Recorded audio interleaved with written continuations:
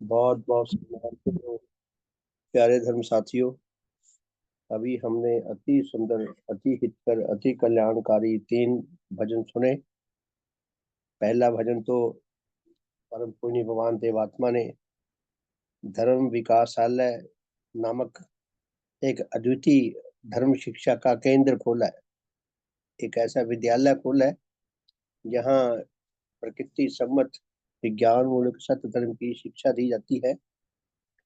जो विश्व में एक ही स्कूल है, एक ही विद्यालय है, जहाँ से हालांकि हर एक मत की अपने अपने विद्यालय होंगे जो धर्म के नाम पर वो अपनी शिक्षा देते होंगे, लेकिन जो वास्तव में धर्म है, जो धर्म नेचर की कोख से प्रस्फुटित हुआ है, नेचर की कोख से प्रस्फुट होने के बाद नेचर की अपनी व्यवस्था में ही नेचर के विकासकारी नियमों के अनुसार जो विकसित हुआ है।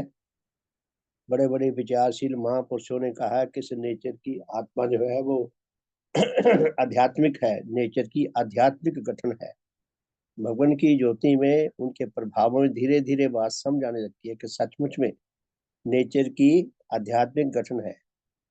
विकास क्रम जो है वो नेचर की आत्मा है, नेचर का दिल है, नेचर का दिमाग है। विकास क्रम ना होता तो धर्म ना होता, ना धर्म का विकास होता, ना धर्म मूलक कुछ भी विकास हो पाता। तो सचमुच में नेचर की आध्यात्मिक गठन है।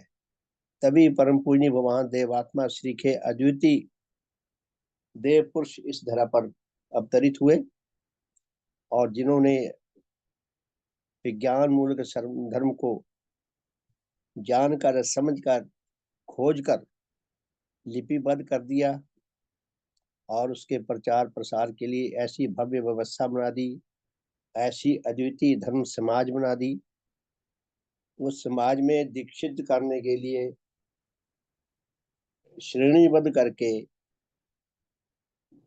जिस जिस श्रेणी में जिस जिस लेवल का कोई आत्मिक दृष्टि से आत्मा उच्च है, उस श्रेणी में उसको उन्नत करने के लिए, दीक्षा देने के लिए, ताकि समाज में अधिक से अधिक भगवान के अनुगत पैदा हो सके, ऐसी व्यवस्था दे दी। हमें ऐसे सुंदर भजन दे दिए, ऐसे सुंदर मंत्र दे दिए, ऐसे भव्य ग्रंथ दे दिए और संबंध विषयक यज्ञ साधन दे दिए। और सबसे बढ़कर परम पूज्य भगवान देवात्मा ने अपना अद्वितीय आदर्श जीवन हमारे सामने प्रस्तुत कर दिया, दिखा दिया कि इस शिक्षा से इंसान कैसा हो रहता है। भगवान ने अपने देव रूप से ऐसा अद्वितीय दृष्टांत प्रस्तुत किया है कि जो मनुष्य है उसको ऐसा बनना है जैसा देवात्मा है। तो ऐसी ऐसे अद्वितीय शिक्षा के ऐसी शिक्षा के प्रसारण के लिए पुण्य भगवान ने जहाँ देव समाज बनाई, जहाँ ऐसी व्यवस्था रची, वहां एक अनुपम छलांग लगाई विकास करने के परम पूज्य भगवान देवात्मा ने धर्म विकासालय स्थापित किया, जिसकी महिमा के विषय में हमने गीत सुना। और उसके बाद फिर भगवान देवात्मा के देव हृदय से जैसी शुभकामना उठी, ये शुभकामना हमें ये संकेत भी देती है कि प्रत्येक मनुष्य को मन वचन कर्म से ऐसा शुभ करने वाला होना चाहिए जैसे ऐसे भजन में है। आत्म प्रकाश देव ज्योति गुरु, आत्मिति मेरे हर देव ज्योति गुरु, चारों दिग्वय पर किरण हो। ऐसी शुभकामना प्रत्येक हृदय से उठे, ये भगवान ने हमें आदर्श जीवन का अद्वितीय दृष्टांत दिया है। और हम ऐसी शुभकामना को मन वचन और कर्म से सार्थक कर सके, सफल कर सके, तब भगवान ने शुभकामना का हमें ऐसी अद्वितीय संदेश दिया कि कैसी शुभकामना होती है, कैसी शुभकामना करनी चाहिए। और उसको सफल करने के लिए अपनी सारी धर्म शक्तियां, अपने पास जितनी भी योग्यता है, वो पूर्णतः निस्वार्थ होकर, विशुद्ध उच्च भावों से प्रेरित होकर अपनी सारी शक्तियां ऐसी शुभकामना के सफल करने में हमें समर्पित कर देनी चाहिए। उसके बाद फिर भगवान देवात्मा ने जो गजल लिखी, गजल के पीछे भगवान के देव जीवन का हम इतिहास देखें। यदि कभी ऐसा समय आया कि दुनिया में ये सर्वे हो, दुनिया में ये शोध किया जाए कि सबसे दुखी इंसान, सबसे कष्ट भोगने वाला इंसान कौन था, जिससे ज्यादा कष्ट और किसी को नहीं मिले, तो हम देखें कितने ही लोगों को बहुत कष्ट मिले हैं। सिख इतिहास में कुर्बानियां करने वाले, बलिदान करने वालों को कितने कष्ट मिले हैं। चरखड़ियों पे चढ़ा दिए गए, तबियों पे जला दिए गए, गरम गरम तेल में पानी में उबाल दिए गए, आंखें निकाल दी, हाथ पैर काट दिए, कितना भयंकर जुल्म हुए।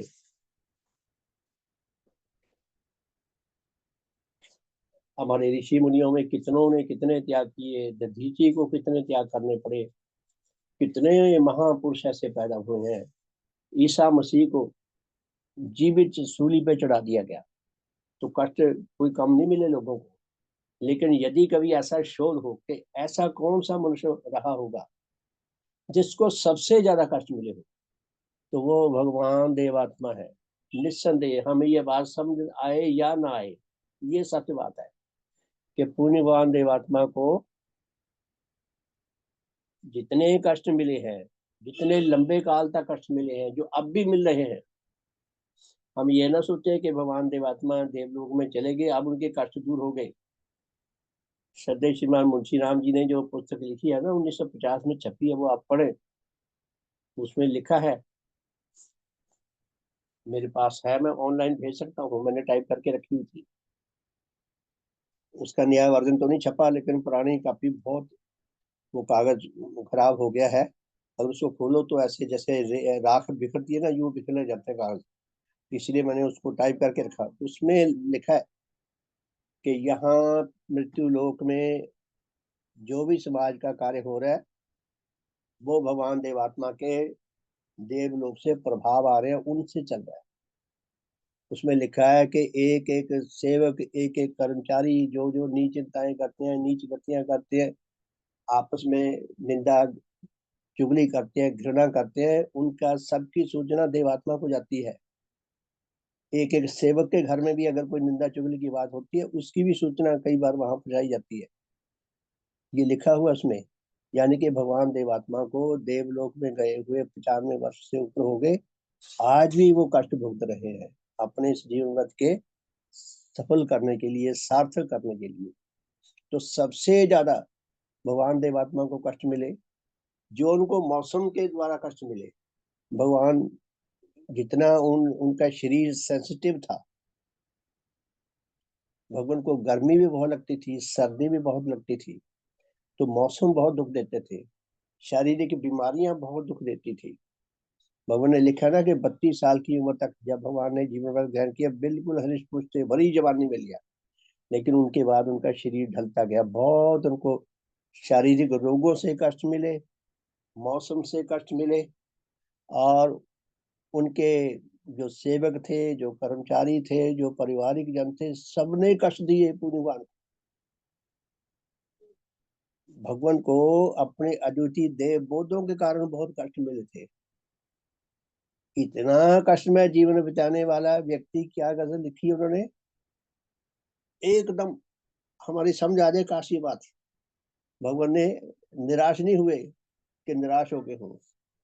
भगवान ने क्या लिखा, यहाँ देवराज आएगा मुझको यकीन है, देवत्व ही फतेह पाएगा मुझको यकीन है। देवत्व अर्थात सत्य, शुभ तथा आध्यात्मिक सौंदर्य, यही विजय होगा। अंत में विजय इसकी होनी है, सारे संसार में उच्च मेल आएगा। इतना अद्वितीय विश्वास, इतना नवीनतम विश्वास, इतना दृढ़ विश्वास देवात्मा में यूं ही नहीं आ गया।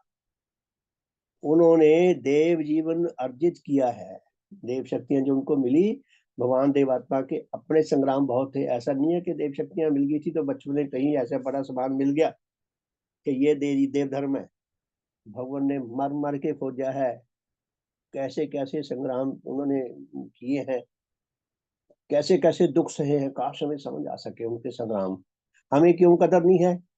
कदर उसको होती है उस वस्तु की, उस संबंध की कदर, जो उसने मर मर के कष्ट भोग भोग के जिया, उसने जो संबंध बनाया हो, फ्री की मिली हुई चीज की ना मनुष्य को कदर नहीं होती। तो भगवान ने ऐसी व्यवस्था में भी उन्होंने इतना शानदार, इतना भव्य भजन लिखकर अपने अद्वितीय देव जीवन का हमें एक और अद्वितीय दृष्टांत दिया है हमारे सामने। यहाँ देवराज आएगा मुझको यकीन है, ये यकीन भगवान देवात्मा का है। हम भगवान के यकीन को अपना यकीन बना सके, हम उसकी ओर आगे बढ़ सकें। तो बहुत बहुत सम्मान के योग प्यारे धर्म साथियों, हम पढ़ रहे थे देव शास्त्र तीसरे खंड के 36वें अध्याय का पाठ कर रहे थे कल। तो 36वें अध्याय में क्या लिखा है? कोई मनुष्यात्मा देवात्मा की शरण में आकर भी उनके देव प्रभावों की प्राप्ति से किन किन कारणों से वंचित हो जाता है, वह वंचित रहता है। कईयों को तो देव प्रभाव मिलते ही नहीं, आ तो जाते हैं, बेचारे थक हार के भाग जाते हैं छोड़ के, कहते हैं हमें समझ नहीं आ रहा क्या कहे जा रहे हैं। और जिनको सौभाग्य से मिलने लग जाते हैं, उनमें भी बहुत सारे ऐसे हैं कि उनके जीवन में ऐसा कुछ दुर्घटना घटती है कि फिर उनको देव प्रभाव मिलने बंद हो जाते हैं। तो भगवान ने लिखा है कि देव प्रभाव मिलने बंद क्यों हो जाते हैं या मिलते क्यों नहीं? दोनों ही कारण है, दोनों का एक ही कारण है। नहीं मिलते तो भी कुछ खास कारण है, अगर मिलने बंद हो जाते हैं तो भी खास कारण है। तो क्या लिखते हैं भगवान के अहंग अनुराग जात पतनकारी भाव, जो जो इंसान, जो मनुष्य जितना अहंकार से भरा होता है, उतना वो देह प्रभावों से दूर होता है। तो अहंकार जात जो पतनकारी भाव है, उसको भगवान ने 4 श्रेणियों में बांटा है। पहली श्रेणी है स्वार्थ सुख अनुराग का प्रबल अधिकार। दूसरी श्रेणी है घमंड सुख अनुराग का प्रबल अधिकार। तीसरी श्रेणी है स्वेच्छाचार अनुराग का प्रबल अधिकार। और चौथी श्रेणी है घृणा मूलक अनुराग का प्रबल अधिकार।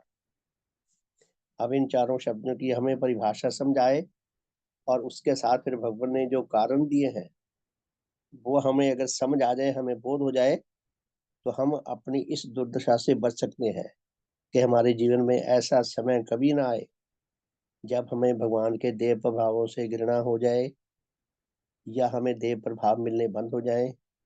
देव प्रभाव मिलने बंद हो जाने का अर्थ है कि हम आत्मिक मृत्यु को चल पड़े। जिस इंसान को भूख लगनी बंद हो जाए तो ऐसा नहीं कह सकता कि चलो अच्छा मेरे पैसे बचेंगे खाने के। पैसे तो बच सकते हैं लेकिन जान नहीं बचेगी। तो धर्म की भूख है ये कि भगवान के प्रभाव हमें मिलते रहे। तो ये उसके तो पहले वर्ग में जो इसमें 4 कारण दिए हैं, स्वार्थ सुख अनुराग के कल हमने 3 कारण पढ़े थे। आज चौथा पढ़ते हैं, ये पेज नंबर 323 है मेरे पास जो एडिशन है इसमें, देव शास्त्र तीसरे खंड में। तो चौथा कारण है देवात्मा के जिन देव प्रभावों के द्वारा उसके अपने गांव व नगर व अपने देश के किसी स्थान में लोगों के धर्म विषयक मिथ्या विश्वासों और उनकी किसी प्रकार की सामाजिक बुराइयों व उनके किसी प्रकार के पापों के दूर करने व किसी प्रकार की किसी और भलाई का काम होता हो, उनके ऐसे निराले और महाहितकर कामों के लिए अपने धन, अपनी संपत्ति में से दान करने का कोई भाव न रखना और अपने बेटों, अपने बच्चों आदि के भिन्न अपने धन और अपनी संपत्ति को किसी ऐसे भले काम के अर्पण करने की बजाय अपनी आत्मा व अपने देश का कोई हित न चाहना और न करना, और जहां तक संभव हो अपनी किसी शारीरिक व मानसिक शक्ति को किसी ऐसे काम की उन्नति के लिए काम में न लाना, वह ना चाहना।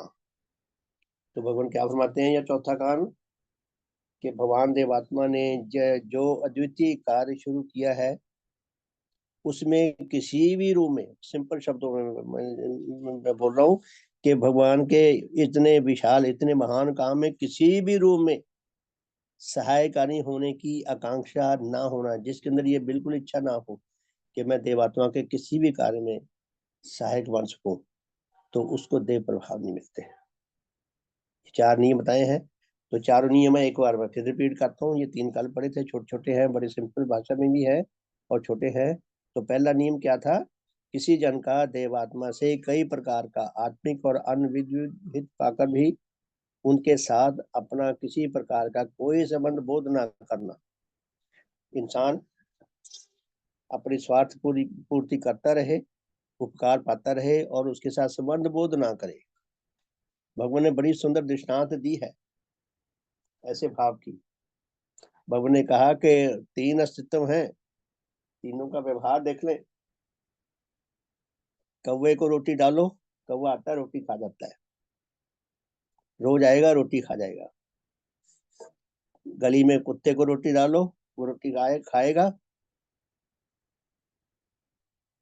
और मनुष्य को रोटी खिलाओ, वो भी खाएगा।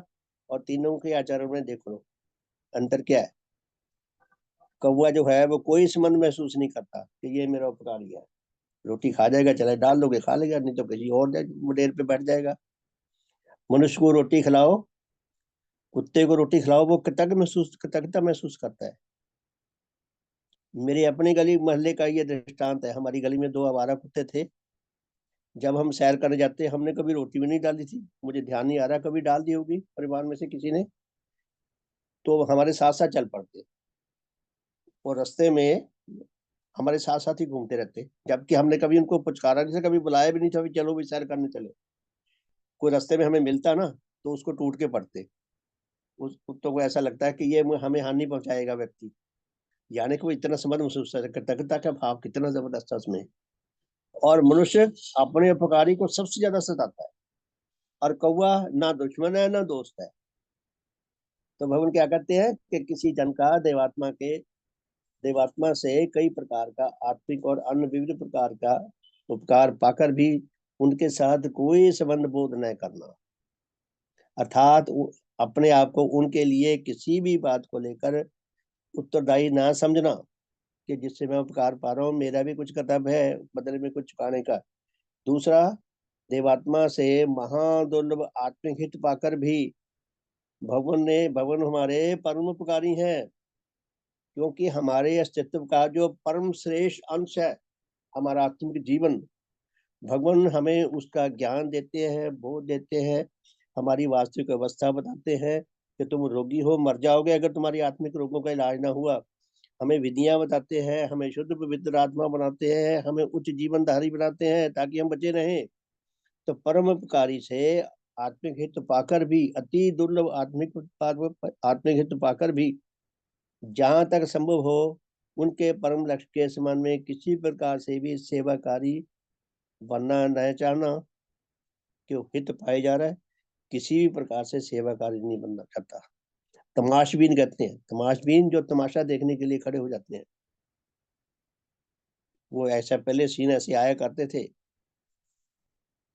ऐसे सीन दिखाया करते थे जब पहले गांव में 100-150 साल पहले ये चला करती थी। जैसे रेड क्रॉस के मेले लगते हैं कि एक व्यक्ति अपने पूरे बदन को आग लगा के ऊपर टावर पे चढ़कर पानी के अंदर छलांग लगाता था, तो तमाशबीन इकट्ठे हो जाते थे तमाशा देखने की। ऐसा भी हो सकता है, लेकिन उसको उसकी हानि भी हो सकती है। वो पानी में गिरने की बजाय इधर उधर गिर जाए, मर जाएगा। जमीन पे गिरा, अगर पानी में ना गिरा, पानी में गिरते गिरते लेट होगा तो शरीर झुलसा जाएगा, तमाशा देखने वालों को कोई फर्क नहीं पड़ेगा। तो भगवान हमारे लिए तिल तिल जल रहे हैं, तिल तिल हानि उठा रहे हैं, पिस रहे हैं, और तमाशबीन बने रहता है। तीसरा, भगवान देवात्मा के देव रूप, उनके देव प्रभावों, उनकी धर्म विषयक सत्य शिक्षा, उनके परम लक्ष्य और उनके अद्वितीय कार्य की महिमा के देखने, उपलब्ध करने और अपने पारिवारिक जनों के संबंध में उनके उपकारों को स्मरण करने और उनके संबंध में अपनी किसी स्वार्थ मूलक व किसी और अनुचित व हानिकारक क्रिया के संबंध में विचार करने के लिए अपने भीतर कोई भाव न रखना कि भगवान से इतने उपकार पा रहे हैं, अगर हमारे से कोई उनके प्रति कोई हानि हो जाती है, कोई स्वार्थ मूलक गति हो जाती है, उसके ऊपर हम चिंतन करना नहीं चाहते। हित पशु तो बहुत दूर की बात है, अगर कोई हमें सुनाए फिर इंसान आग बूला हो जाए। तो जो ऐसा जन होता है उसको भगवान देवात्मा के या तो देव प्रभाव मिलते ही नहीं शुरू से, या कभी सौभाग्यवश मिलते थे तो एक समय ऐसा था मिलने बंद हो जाते हैं। तो अहंकार विषयक जो दूसरा वर्ग है, दूसरी श्रेणी के जो जो कारण बताए हैं भगवान ने, वो है घमंड सुख अनुराग का प्रबल अधिकार। तो इसमें चार बातें इसमें बताई हैं। तो क्या कहते हैं भगवान, मैं घटिया होकर भी किसी की दृष्टि में घटिया ना दिखाई दूं। घमंडी इंसान का भाव क्या होता है, विचार क्या होते हैं, क्लेम क्या होता है कि मैं घटिया होकर भी किसी की दृष्टि में घटिया ना दिखाई दूं। चाहे मैं कितने घटिया हूं, किसी को घटिया ना लगूं, मैं वह घटिया ना समझा जाऊं।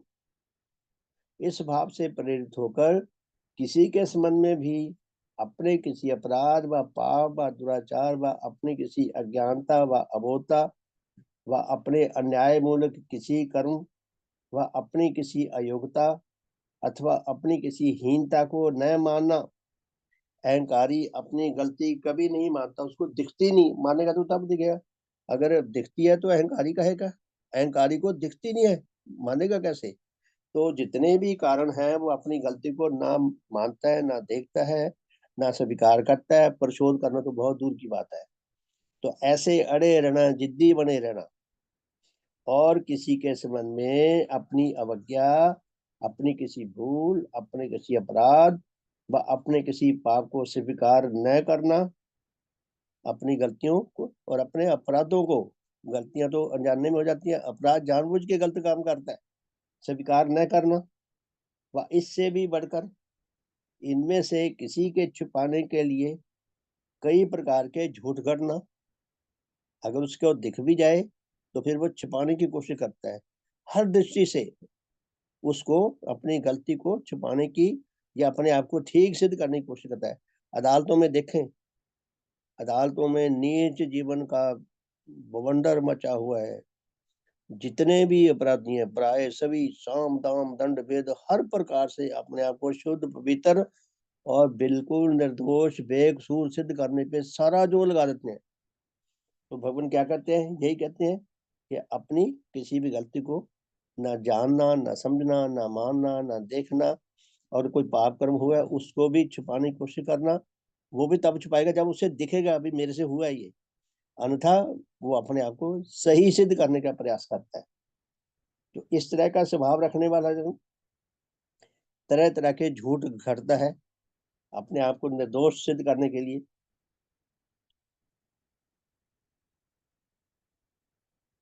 और और जनों पर झूठे अपराध व कलंक लगाना, दूसरों को झूठे बताना, दूसरों पे झूठे अपराध लगा के अपने अपराध को छुपाना उनकी आड़ में।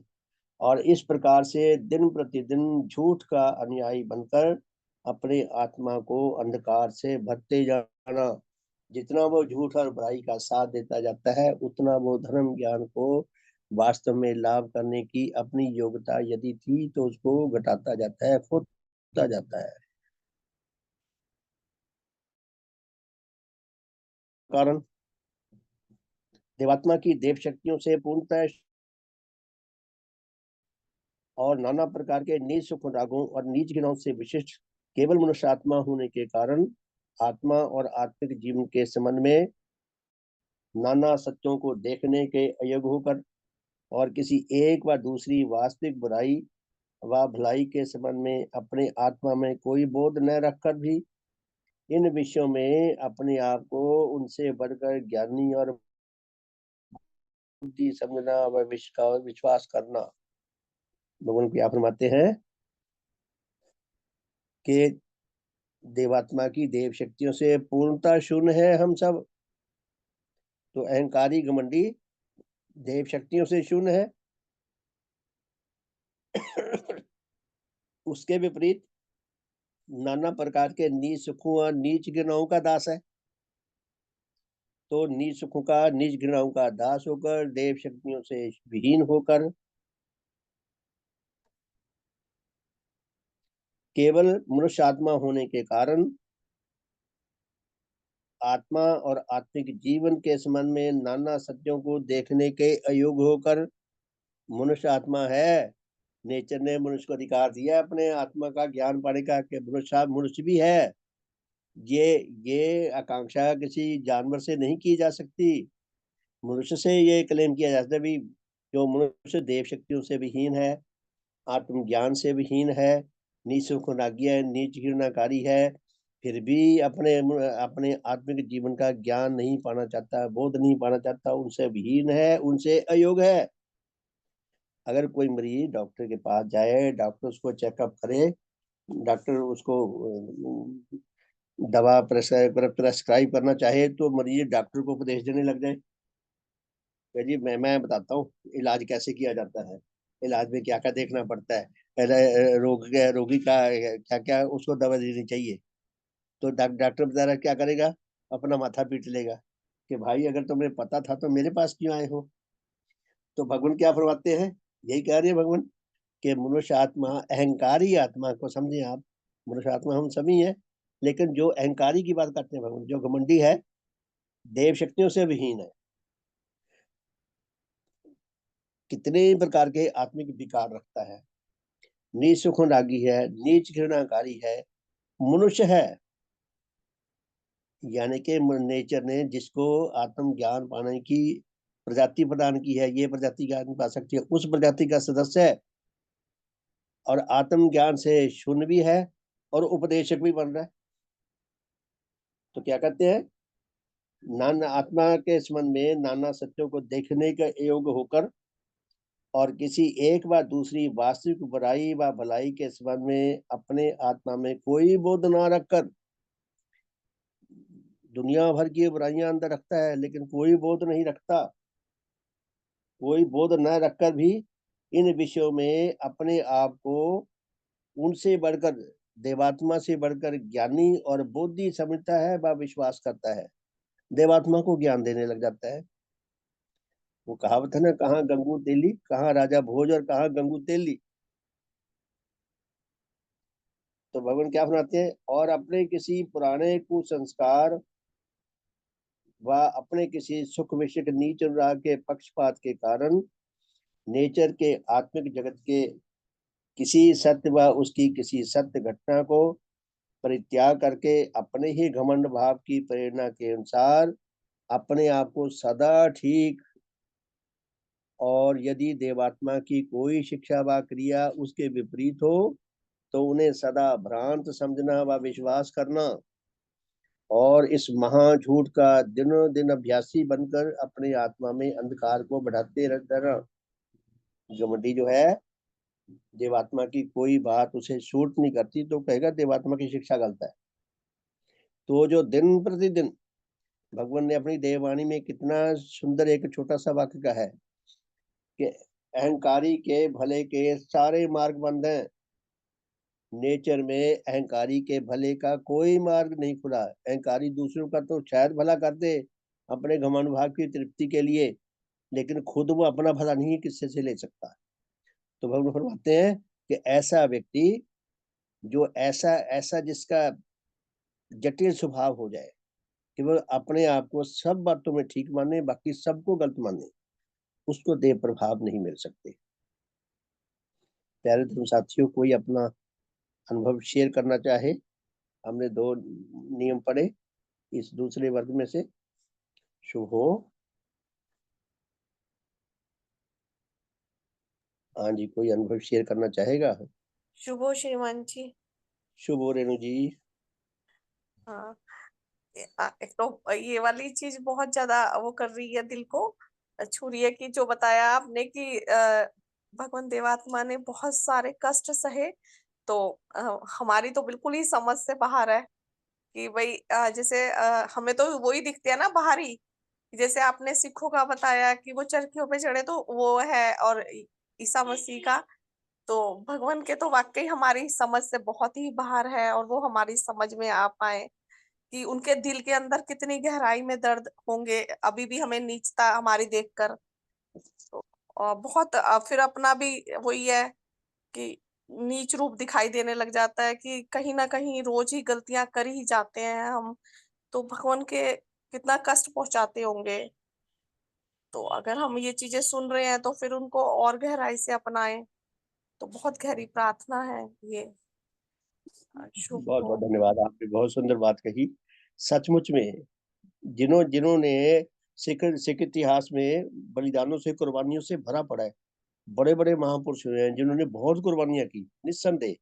लेकिन जो अपनी बात यही थी कि अगर कभी दुनिया में ऐसे शोध होने लगा कि सबसे ज्यादा कष्ट किसे मिले हैं, तो निस्संदेह भगवान देवात्मा को मिले हैं। एक होता है शारीरिक कष्ट, एक होता है मानसिक कष्ट, एक होता है आध्यात्मिक कष्ट, एक होता है पैसे का, निर्धनता का कष्ट, अपमान का कष्ट। कितने कष्ट होते हैं। भगवान देवात्मा को इस बात का कष्ट सबसे ज्यादा है कि इनका भला क्यों नहीं हो रहा। बाबा भारती की और खड़क सिंह डाकू की कहानी हमने देखी है ना। एक छोटी सी कहानी में कितना मार्मिक उसके अंदर वो दृश्य पैदा होता है कि जब वो ठग जो है, डाकू जो है, बाबा भारती से घोड़ा ठग के ले जाता है। तो बाबा भारती उसे रोकते हैं, भाई घोड़ा तुम्हारा ही है, जब तुम्हारा तुमने मान ही लिया कि मेरा, मैंने छोड़ना नहीं है, तो घोड़ा तुम्हारा ही है, ले जाओ, पर मेरी जाते जाते मेरी एक बात सुन जाओ। कितनी सुंदर बात कही है उन्होंने। रुक गया, थोड़ा अच्छा दिल था, रुक गया, तभी रुका, नहीं तो भाग जाता। तो बाबा भारती ने कहा, भाई जिस तरीके को, जिस विधि से आपने मेरे से ये घोड़ा छीना है, भिखारी बनकर, कोड़ी बनकर, ये बात किसी और को बताना नहीं कि मैंने ऐसे छीना है, ना ये ऐसी गति करनी है। डाकू बड़ा हैरान हुआ। तो कहता, भाई बाबा आपको इससे क्या फर्क पड़ेगा। कहता, कोई किसी निर्धन पे, गरीब पे विश्वास नहीं करेगा। कमाल का तो डाकू खड़क सिंह है कि उसके दिल को हिला दिया बाबा भारती ने, ले गया। उधर बाबा भारती के अंतर्मन में चिंताएं चल रही हैं, आपने कहानी पढ़ी है। और उसके मन में विचार नहीं कि इन्होंने क्या बात मुझे कह दी। जैसे ना किसी ने खड़े तालाब में किसी ने जोर का पत्थर मार के पानी के अंदर लहर पैदा कर दी। 2 3 4 दिनों में वो परेशान हो गया, वो घोड़ा रख नहीं सका। संवेदनशील है। तो पुण्य भगवान जो क्या कहते हैं कि जो पत्थर दिल है, जो अहंकारी है, जो नीच जीवनधारी है, जो नीच घृणाकारी, जो घृणा छोड़ना नहीं चाहता, जिसको घृणा में सुख मिलता है, जिसको स्वार्थ में सुख मिलता है, उसे देह प्रभाव नहीं मिल सकते।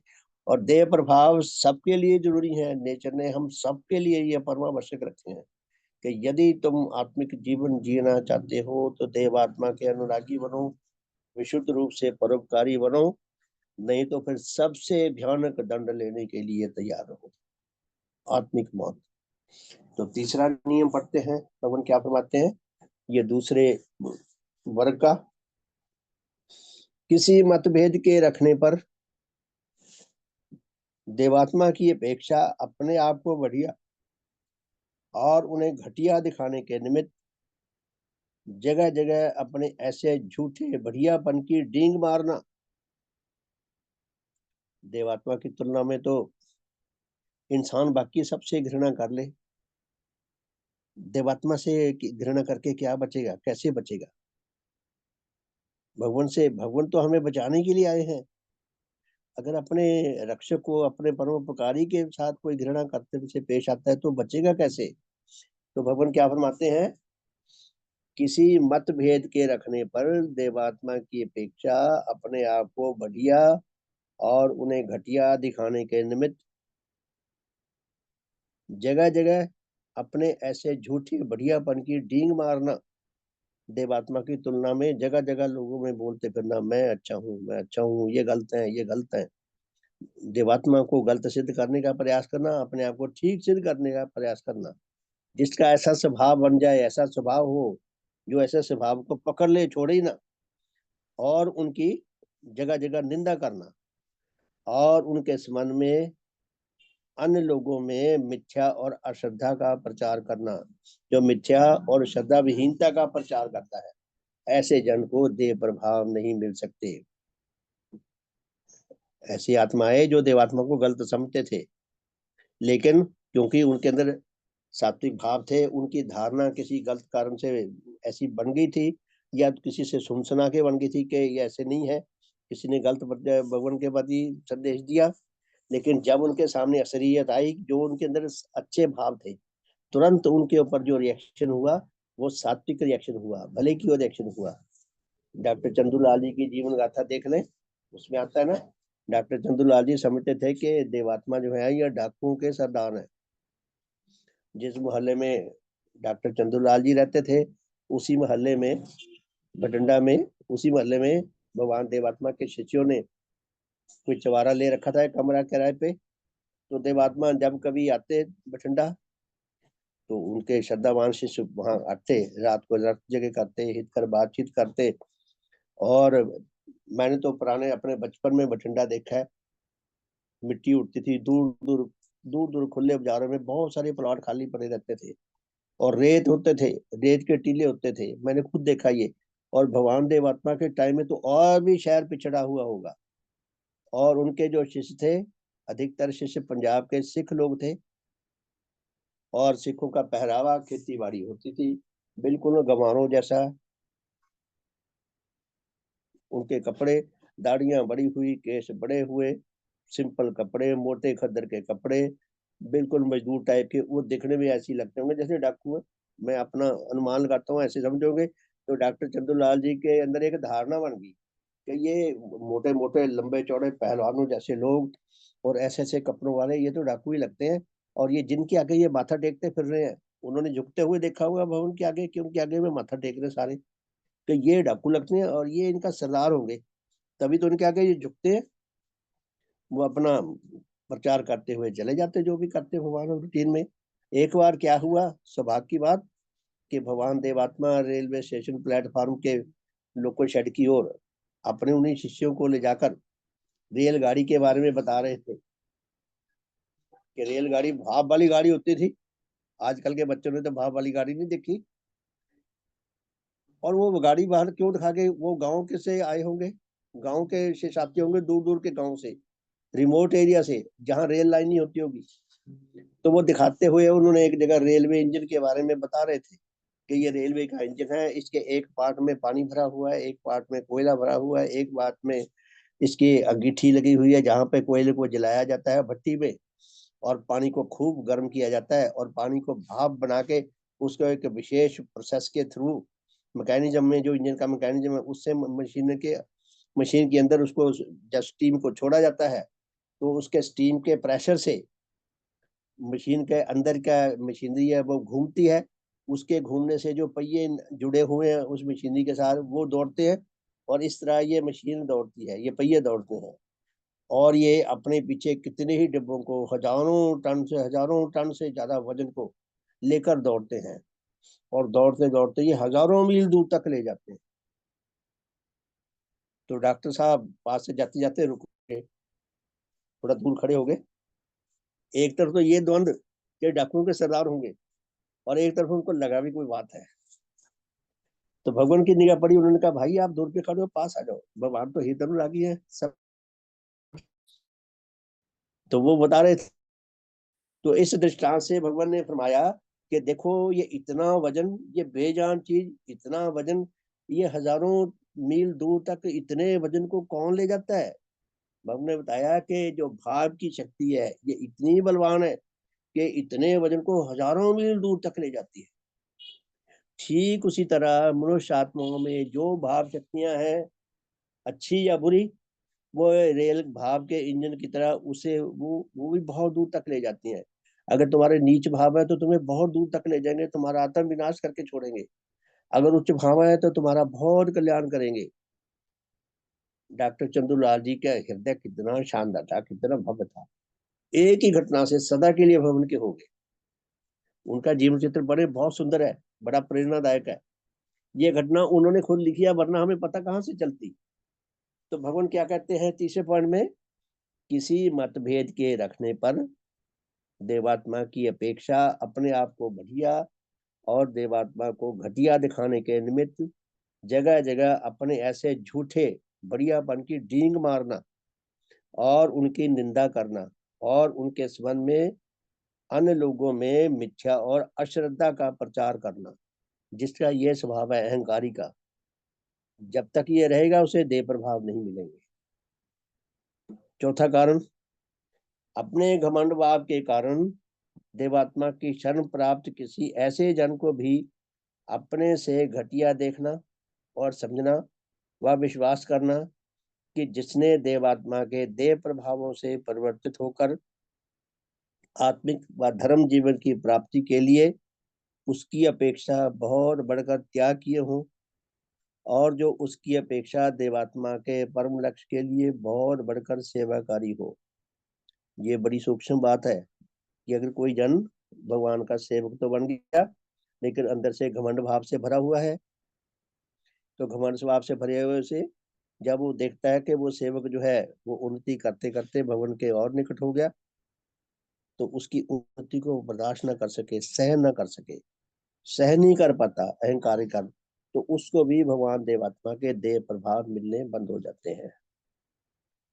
देह प्रभाव मिलते होंगे तभी तो वह सेवक बना, लेकिन फिर ऐसी अवस्था आ गई कि उसको उन्नत होते देखकर उसके अंदर ईर्ष्या द्वेष जाग गया।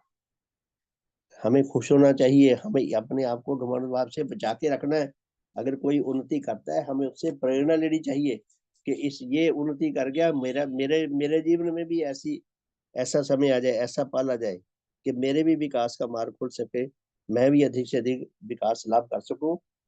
लेकिन वो घमंडबाज क्या, जो आगे बढ़ने दे दे, वो तो पैरों में जैसे ना पत्थर है बंधा हुआ, जो जाने नहीं देता। तो बहुत बहुत माँ के योग प्यारे धर्म साथियों, ऐसी जो शिक्षा हमें मिली है, जो मिल रही है, हम अधिक से अधिक सतर्क हो सकें, अपने आप को घमंड भाव से बचा के रख सकें, भगवान के प्रति सच्ची कृतज्ञता, सच्ची श्रद्धा, अटल विश्वास, अटल आकर्षण भाव से सुसज्जित हो सके। हम ऐसा चिंतन, ऐसी गतियां कर सकें, ऐसा प्रयास कर सके कि भगवान को अपने हृदय पर सचमुच का जीवंत रूप में अधिकार दे सके, और दिल से यह चाह सके, सदा सदा के लिए चाह सके कि भगवान हृदय पे मेरे अधिकार हो तुम्हारा, अपनत्व मेरी जाए अधिकार हो तुम्हारा। यहाँ मैं एक बात और बताना चाहता हूँ कि बचपन में मैंने रामलीला देखी है, आप लोगों ने भी देखी होगी। तो रामलीला देखी तो उसमें एक सीन आता है कि जब सीता हरण हो जाता है, तो हनुमान जी जाते हैं लंका में सीता की खोज में। तो सीता की खोज में जाते जाते अशोक वाटिका में सीता के पास पहुंच जाते हैं। तो पहले तो सीता डरती है, उनको डांटती फटकारती है, भी कोई राक्षस होगा, भेष बदल के आया होगा। तो पहले तो हनुमान जी को देखा नहीं था, उनकी मुलाकात तो पहली वही थी। तो हनुमान जी उनको अपनी ओर से विश्वास दिलाते हैं, बताते हैं मैं श्री रामचंद्र जी की ओर से आया हूँ। फिर रामचंद्र जी ने जो निशानी भेजी थी वो निशानी दिखाते हैं। तो ऐसी तीन चार बातें करते हैं। तो फिर सीता को कहते हैं, सीता माता, मैं आपको एक ऐसी बात बताता हूँ जो आपको और श्री राम जी को पता और किसी को नहीं पता, जो बचपन से मेरे हृदय पर जो बात अंकित हो गई। सीता बड़ी हैरान हुई कि रामचंद्र जी और मेरे बीच भी की जो बात थी, ये कैसे बता रहे हैं। वो कहते हैं, मैं ऐसी आपको बात बताता हूँ जो आपके और रामचंद्र जी के बीच में थी और किसी को नहीं पता।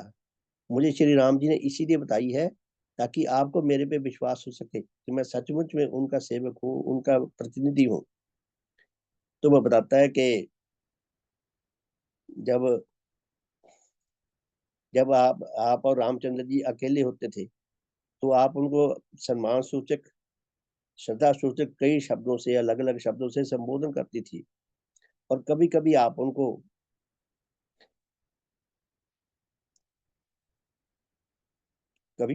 उनको करुणा निधान कहकर संबोधन करती थी।